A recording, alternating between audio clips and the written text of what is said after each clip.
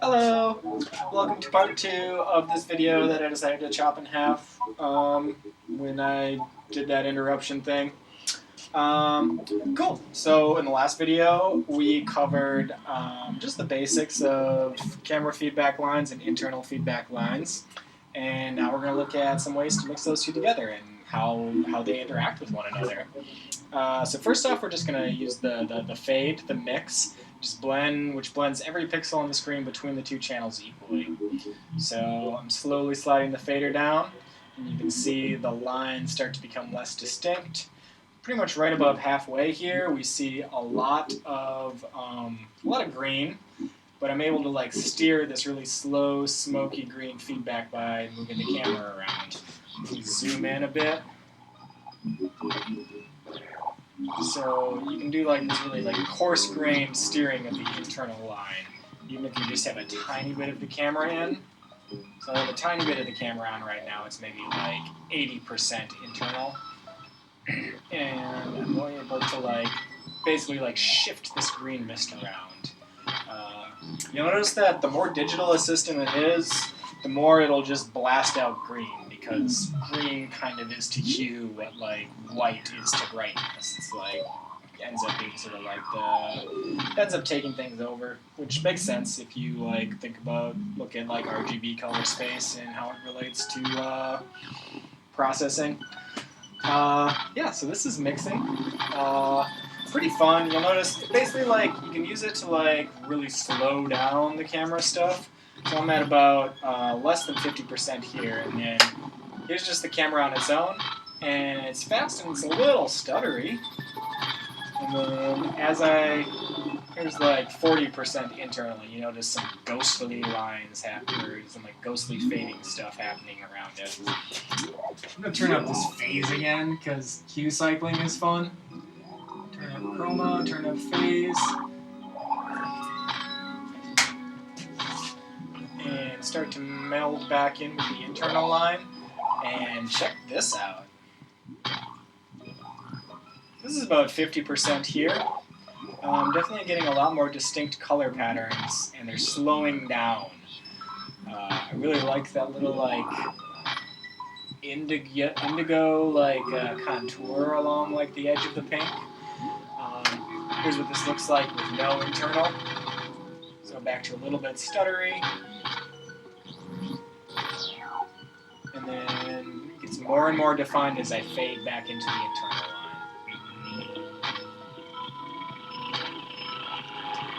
Cool, so that was mixing between the pass-through channel and the camera channel.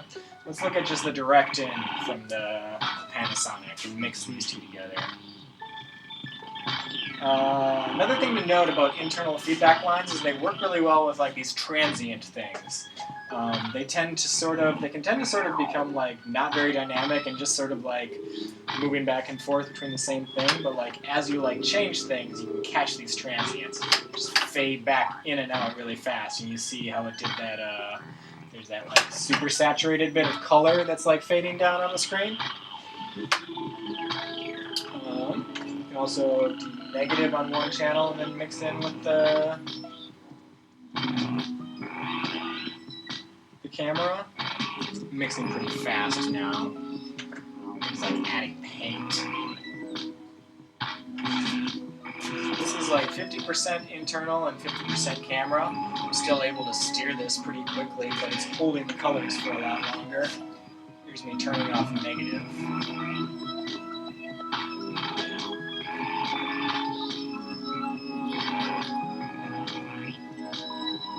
Basically, to a certain extent, I can control these little color bands for me by just moving the camera up and down slightly. Just the tiny slight movements on the camera when you're pretty well lined up with the screen will give you a lot of interesting effects in general.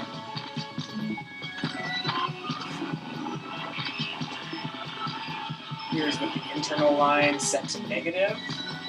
See if I can make a blob travel out to the middle of the screen using the camera, and I'm doing so.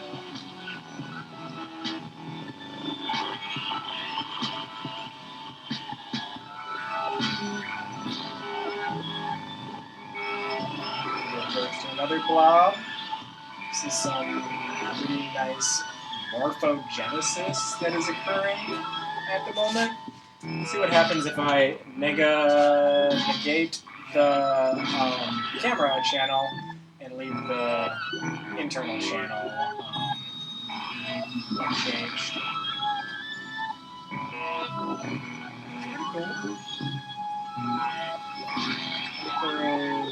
It's kind of like sharp outlines. The effect does.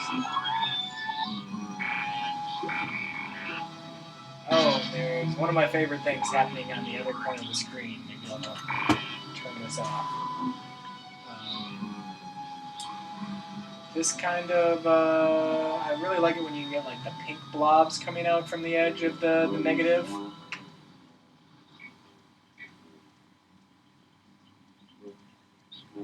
Yeah, so this is hue cycling with the phase cranked up.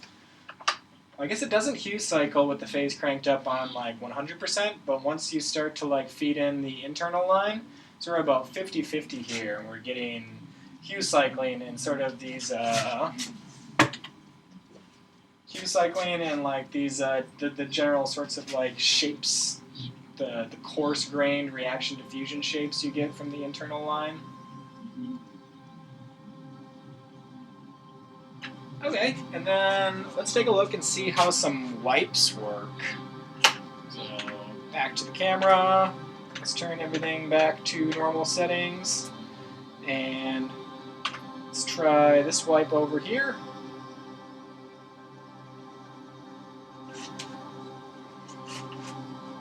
So, see, it's just sort of like, you can add like this like geometry to, it can introduce geometry to things and give you like this sort of like, see where it's getting the really saturated edge that's bleeding off from the camera, the camera's total like brightness max out, where it's interfering with the internal line.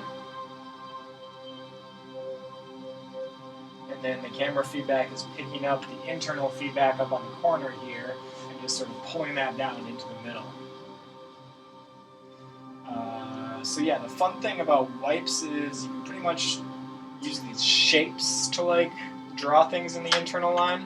Let me turn the internal line negative, try a different wipe, and see how it like it's holding those shapes. Sort of draw stuff with it. Use both things negative. And same thing with camera feedback. You can basically like use the wipes very performatively, which is a really nice thing about these Panasonic mixers. Usually like some sort of like multi-effect thing you can do that like just like sort of quantizes and multiplies the styles of them. Oh yeah, here's some. If we do this right, we might get some Sierpinski triangles. Okay, so that's like mixing between internal and camera lines. It's really mostly about experimenting. I was just trying to like show you like a couple of like tried and true things you can do to get like pleasing results. But it's you know, it's a chaotic thing, and it definitely rewards a lot of experimentation. Another thing that the Panasonic mixers will have is something called downstream key. It barely matters what it was originally intended for, but we can use them with internal lines to do sort of essentially cellular automata style behavior. So I've got downstream key turned on. I have it keyed to channel A. Channel A is the internal line, and then I'll start to like turn up the key level. What the downstream key is going to do is it's going to like, if it senses something, it's keyed into brightness, so it works kind of like a luma keying. So if something goes above the brightness threshold that you dial in, then it'll put a little white box on it. And this one has a variety of different outlines you can use, which is going to like change the general shape and flavor of things. But so when you assign downstream key to an internal line, it's always going to have this basic pattern where it starts up in that corner. I'm mirror pointing, it's confusing. It'll start up in that corner and then just kind of like really quickly go like on its way down. So yeah, you would, if you want to do other kinds of patterns with the internal line, you're going to need to run it through something that has like flips or mirrors, like a Videonics MX1 or the Roland's. Otherwise, you're kind of stuck with this pattern. Let's see how this looks. So, oh yeah, the other thing about downstream key is, so what the downstream part means, that is actually important, is that this is working on the composite, on the image after the two channels are mixed together. So this is going to be the last thing you see. You're choosing between wipes here. It's not going to make a difference because no matter what you're wiping on, the downstream key is just wiping over it. It's just covering it up. So yeah, if you want to see... Oh, that's really nice in the middle there. But yeah, what I often like to do for different kinds of behavior is to switch the downstream key to be triggered from the camera input.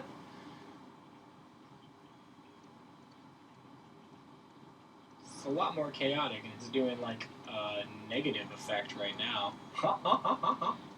Yeah, so this is me turning up downstream key on the camera. But you see how I'm wiped halfway between the two channels, but it's going over everything downstream because the signal flow is channels of water, I guess. There's usually some way to select the different kinds of edges. Does not seem to be making a huge difference in this iteration of the effect. But it is doing a lot of visually pleasant things on the screen.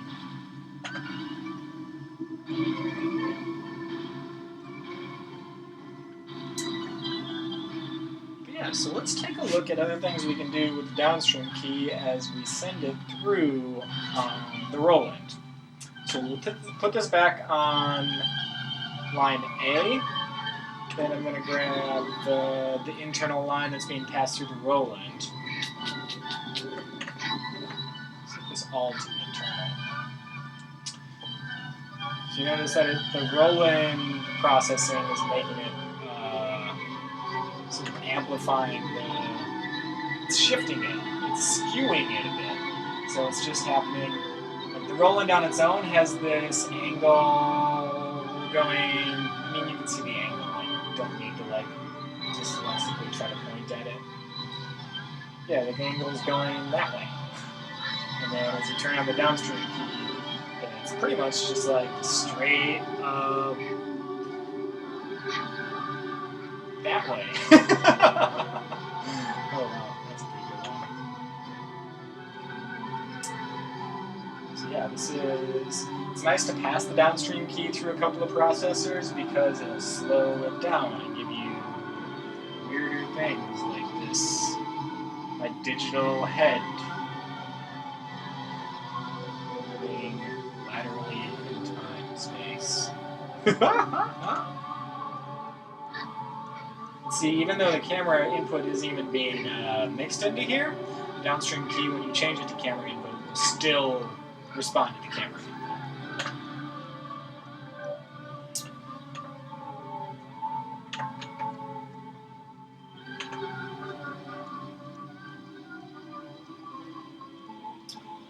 Okay, so let's... so let's go over to the Roland, and let me take this channel in, and we can add a way to sort of move it around in space. So I'm going to go down and what do we got here? We'll do some mirror. So I'm turning on a mirror effect.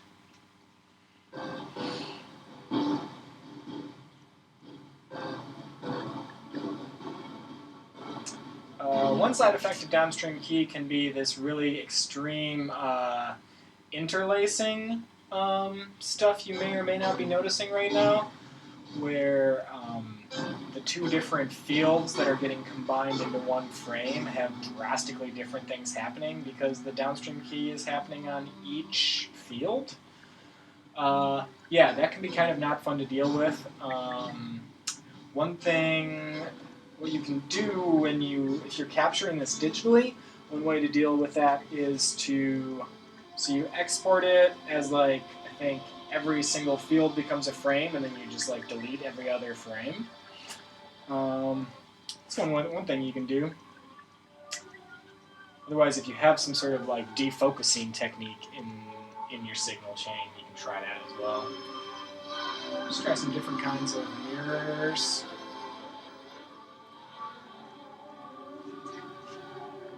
What's going on here? Oh yeah, these are like the kaleidoscope mirrors. Here's a horizontal one. Here's a very dramatic horizontal one. Hi!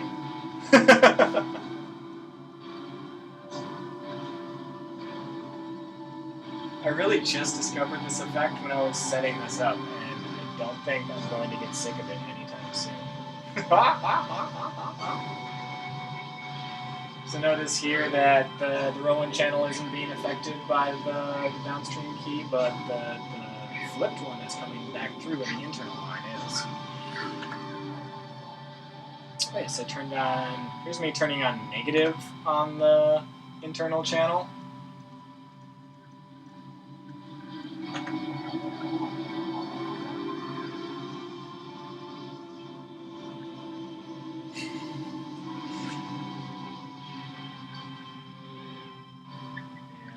Pretty endlessly enjoyable on my end. What else do we got here? We can run through a couple more effects on the, what do you call it? The Roland, and just like go through them and see what they do. A bunch of different, like, the Rolands have like, you know, these were built for like more for VJing kind of stuff, so they have a lot more kaleidoscopy kind of deals for mixing your channels in together.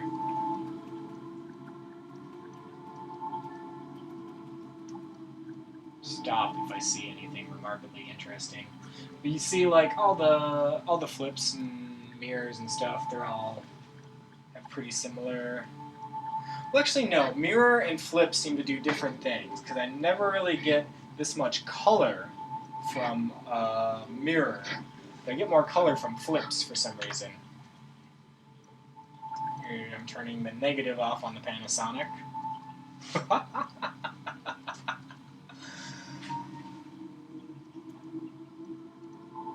Here's another flip.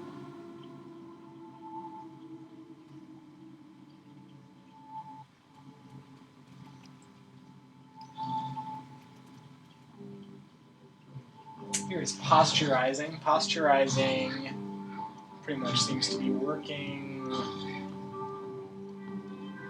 So here's a really low value of posterize, and you see it's pretty, I don't know, it's kind of like digitally chunky.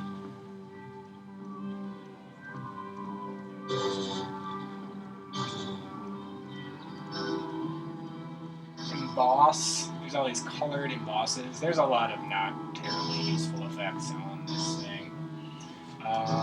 Yeah, Emboss 1 I think is really nice for this kind of feedback because look at what the top of my head is doing. That's pretty awesome to be able to control. Let's try mixing in some camera feedback with this one. Yes.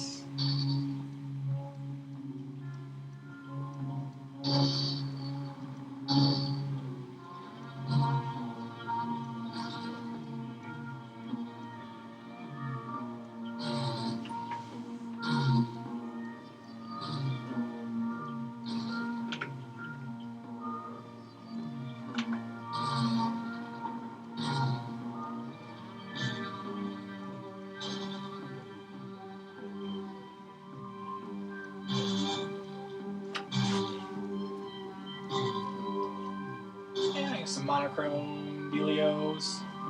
It's a pretty fun iteration, actually.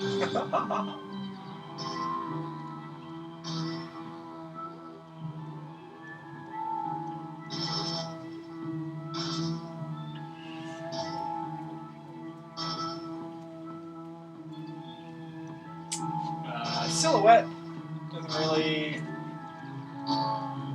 help out a ton for anything I've figured out yet, but who knows. Find edge. Some people like to use these for keying, I think. I don't really know what find edge does myself. Colorizers. Most colorizing and like most coarse colorizing and color effects in feedback lines don't work the way you want them to because the feedback just amplifies them to whatever gets clamped out on.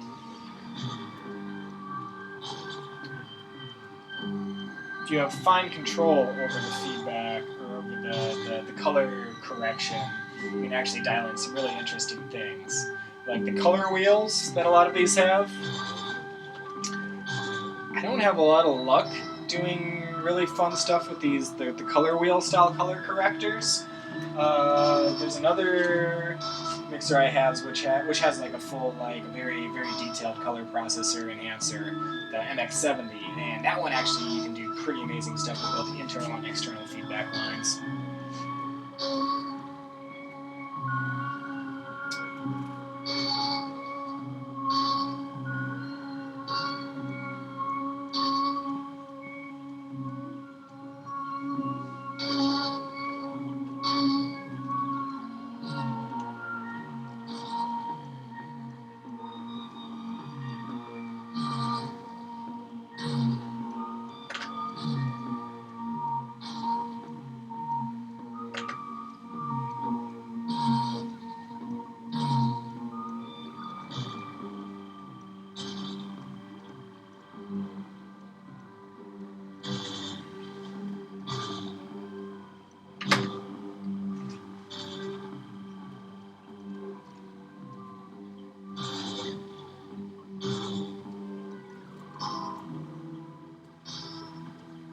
So yeah, here's strobe with the downstream key.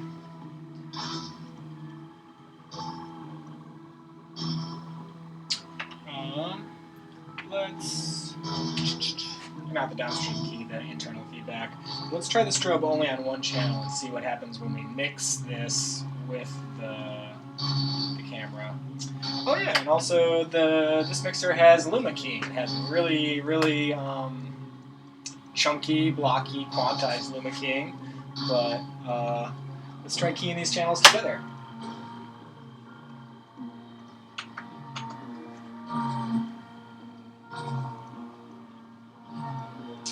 This is me. I'm changing the brightness threshold like on the fly, just kind of dialing it in and out when I find something neat. It looks like the camera basically like paint around these really. This is what happens when you have one channel strobe and the other channel not. Is you can like take advantage of that time dilation to like grab these little bits out of the internal line. And I'm able to sort of steer this whole thing with the camera. There's me zooming in, and it's making this the general outline of the internal topographies come in and out. I'm going to zoom way out. Throw downstream key. And here I'm just sort of like flashing it on and off. And you can see the little, all the little shapes that get trapped in there.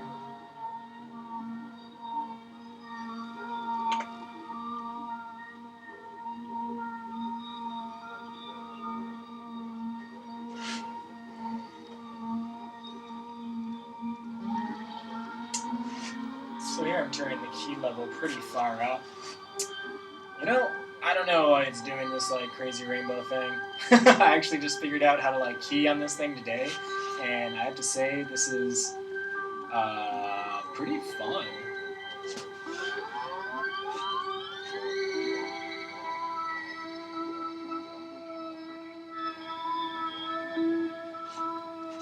Here I'm like keying and fading into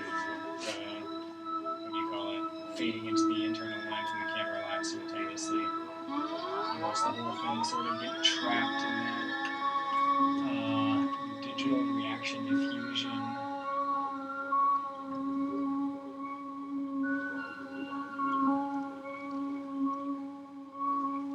heard. So this is probably long enough. We'll end on this very nice, highly patterned, crazy zone here. And yeah, I hope this was helpful and entertaining. And I hope you have fun playing around with this sort of thing.